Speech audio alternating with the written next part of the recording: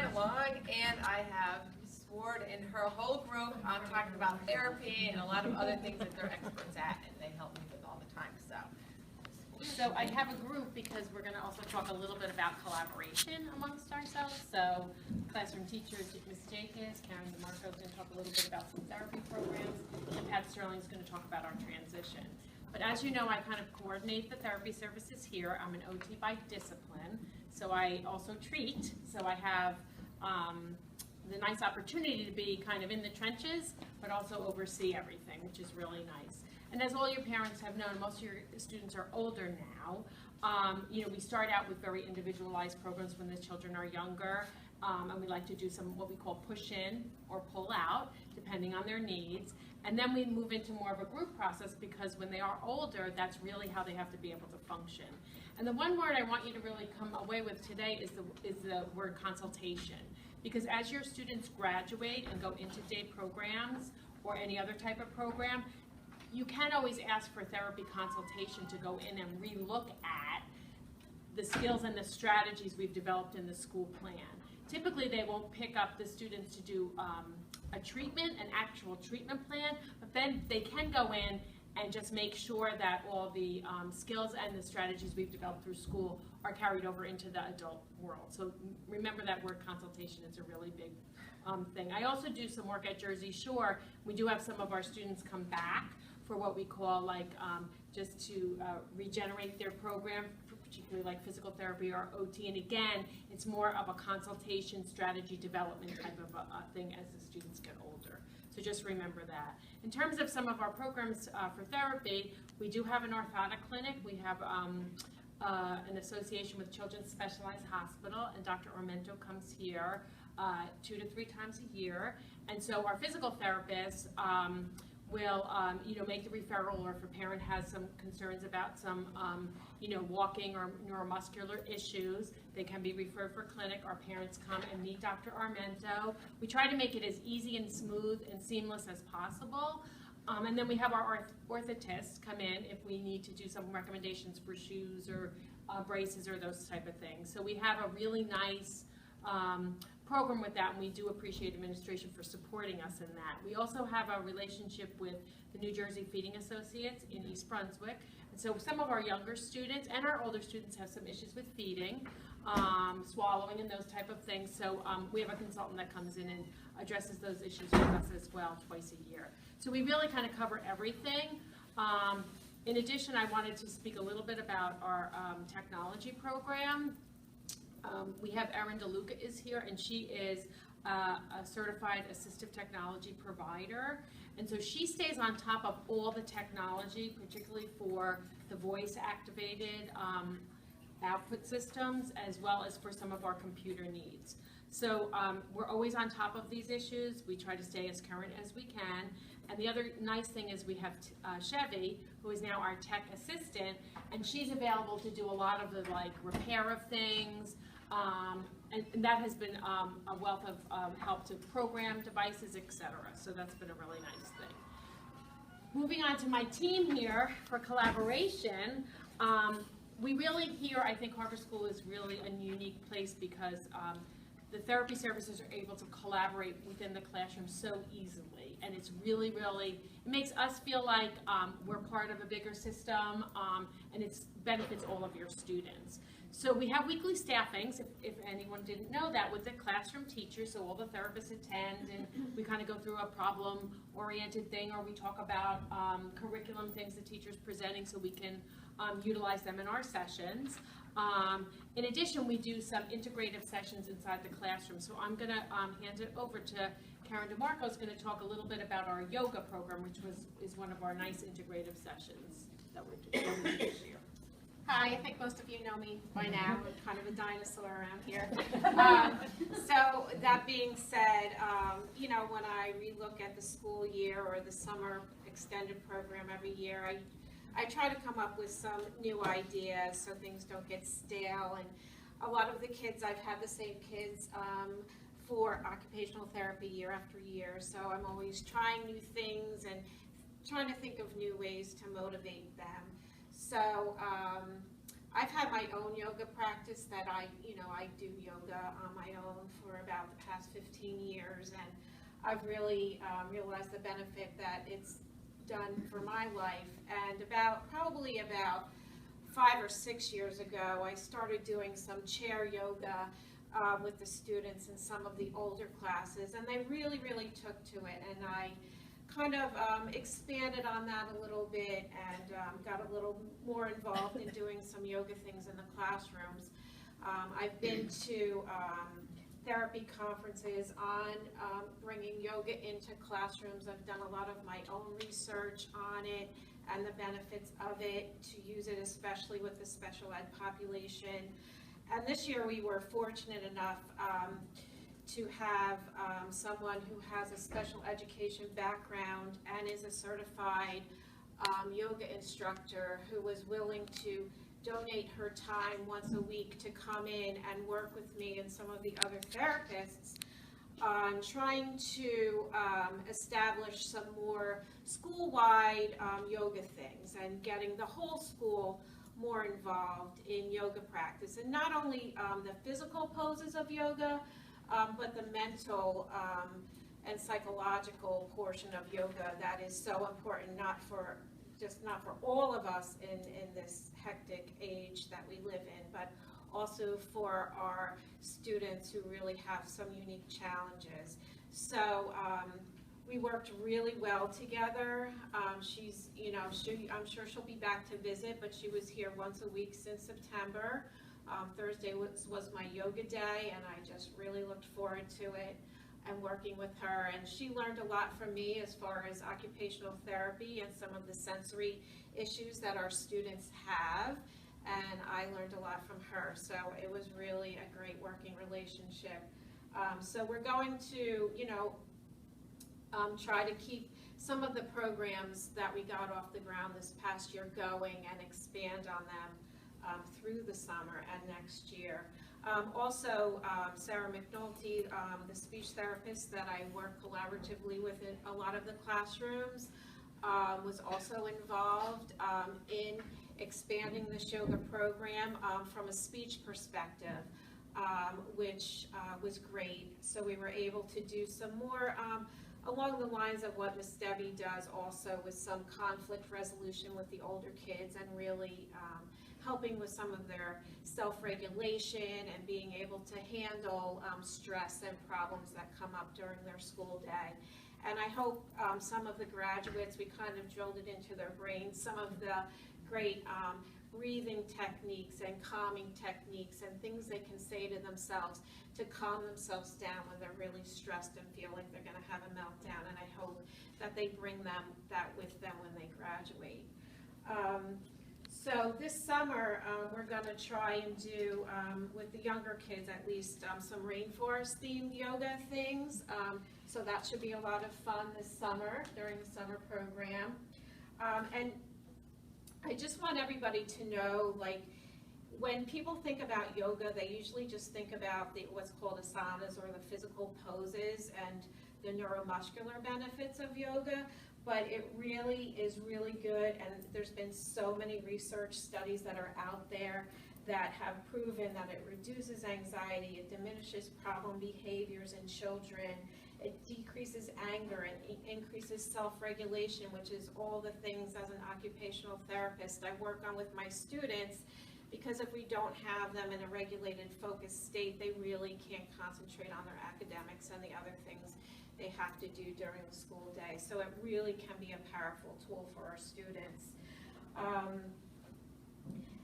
We worked with the older students on really a lot of sequencing and memory things, where we would put yoga flows together, which is a series of yoga movements that they have to do in a certain sequence.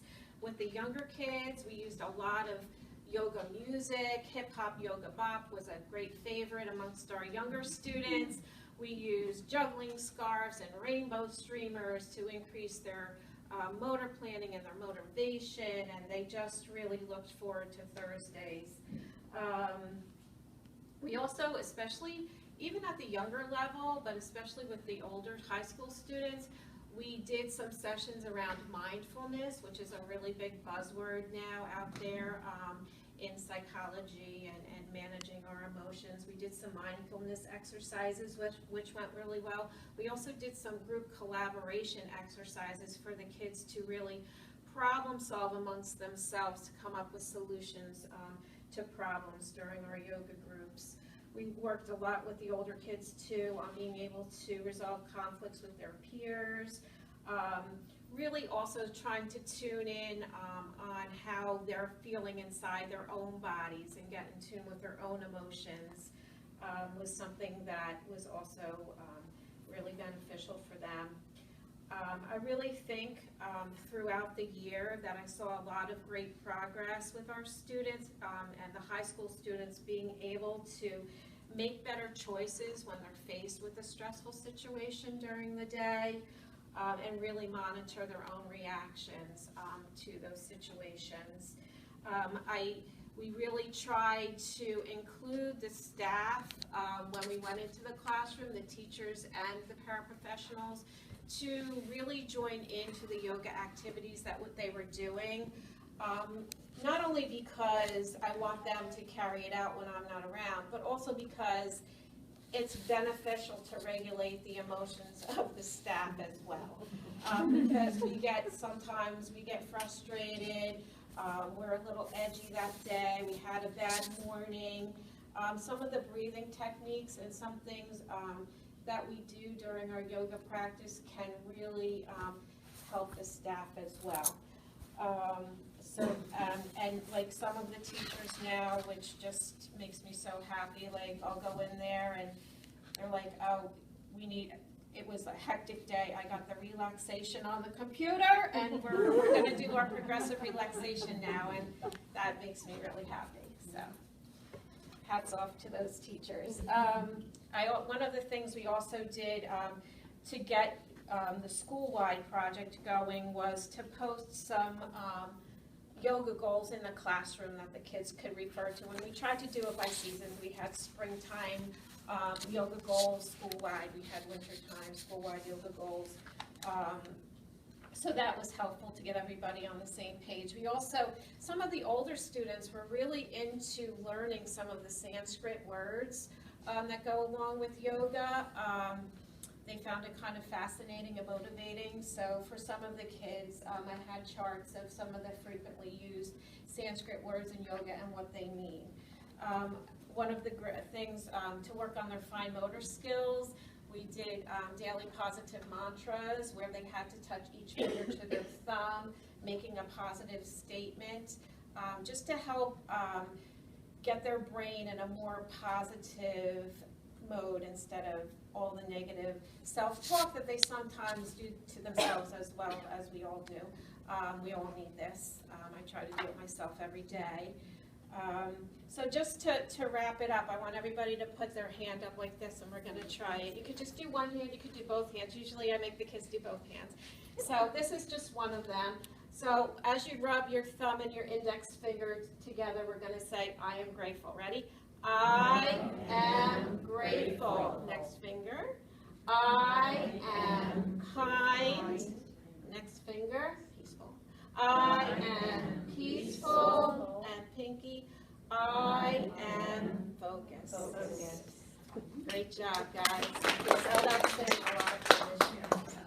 Integrative session that has occurred with speech, OT, and Ms. Jecas. She's going to speak a little bit about that right now. Yes, I had an older class come into my classroom and put on little skits that went along with seasonal stories, and it was great for both classrooms. It's a win-win for everyone because everyone benefits. For the younger classrooms, my classroom, which was the young classroom, it was good for development of peer role models. So they had somebody to look up to, what they were doing. They could observe their behavior and how they were acting. Improving literacy through motivating activities. They were great stories. They were repetitive stories, and everybody had their own part. They even had props that they brought in that they had made, so that was nice too. It improves social interaction with some less familiar students. They see them all the time in the school building, but they really don't have a lot of interaction with them. So it had the benefit of making them more familiar with the other students in the school building.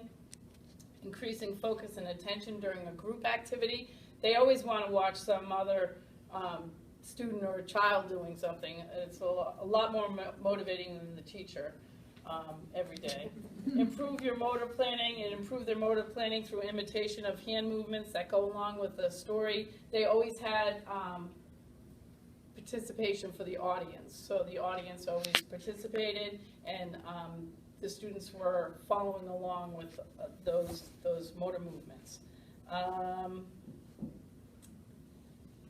Play acting storybooks increases the literacy comprehension.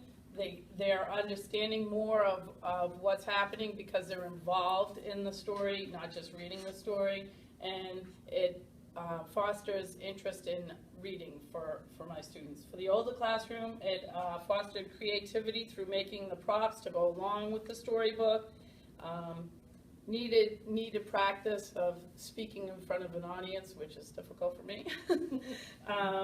Promotes working as a team with their classmates, and enhances their memory skills and their sequencing skills, because they didn't have anything written down. They just came in and recited their part. It's excellent for the show today that, they practice in a different setting, the same skills that they'll use on stage today. Allows for a sense of accomplishment and pride, being a role model for the younger students. The students enjoyed watching themselves act out the storybook when it was recorded on the iPad. I know that my students actually went to the website and practiced whatever it was, and then my students came into class and did the same routine. And really, that shows how motivating it was, that they took the time and they were watching it outside of school, and they brought it back to the classroom, and then they were doing it. So they did get the benefit of those peer role models. They enjoyed the social interaction. They worked on their listening skills and following directions. We loved the stories that they shared, and the skits were excellent. They had a lot of nice props. That we is the transition program, and so Related Services does work very closely with Pat, and we will go out and assist her with developing needed strategies for gross motor, fine motor, right, and speech and language strategies for that. So Pat's going to tell us a little bit about the transition program. Yep, okay. I work mostly with the high school teachers. We have a job sampling program in the community. Right now we have 5 sites that we go to. So if there's any problem at any site with the kids either lifting or stretching or reaching, Mary Beth is very helpful in telling us the right way to do it, which is really good. I work closely with the high school teachers. I go to work 4 days a week, and on Fridays it's the hot lunch program. So 1 class at a time, they get 3 turns at a time. They'll do the menu, they'll do the shopping, and then the preparation on Friday for the hot lunch. It seems to go pretty well. Along with Mary Beth, she's come up with a strategy sheet, which I'll pass out to you, for the kids, especially for the kids who are graduating, because it helps the programs afterwards know what the kids' strengths are, what they might need help with, and things like that. The places of business we go to are like ShopRite, TJ Maxx, Marshalls, McClune's, and AC Moore. The people there are very welcoming and very helpful to our kids. I also have a DDD sheet, which is just a fact sheet that I'll pass out to you also. It's very important, especially the last year before they graduate, but it's never too early to start with that. That being said, I work in some in-house groups. We put some things together, some brochures together for school, and some other, we've done things for like the Cancer Society and things like that. So we work on job skills. The high school teachers are very good and very cooperative with whatever I need help with or they need help with something. We work together really well, but it's fun doing it. So I've been here for a while, so it's good. So the one thing I wanted to just say about that transition sheet you're looking at, what we find is that when they do go to their next place, Often they don't look at all of our reports and all of that. So it's like a snapshot of your child. And so this way, it's a cheat sheet. And so this way, when they go to another program or work site, you can just hand them this. So they already know what your students' capabilities are in terms of communication, what behavior things they have to be kind of like mindful of, what are the stressors that lead to behavior. We put it in a very positive manner because with the use of strategies. So it's not like we're saying, you know, don't do this. We're going to say he would benefit from a visual schedule when he goes to the new site, something like that. So we find that these sheets, and we all sit together, the classroom teacher, Pat, all the therapists, to come up with this snapshot. So if there's one piece of paper that you should keep hold on to, once they graduate, it would be that to show the next caregiver, or if you have someone that's doing off-site stuff like taking them out into the community, you know, we try to make sure that all the information is there and that the strategies are there. So we hope that, for us, it's nice to kind of sit down and condense it. And so we're hoping that, because many people do not want to go through, our reports can have many pages to them. So that's us. Any questions for any of us? Okay.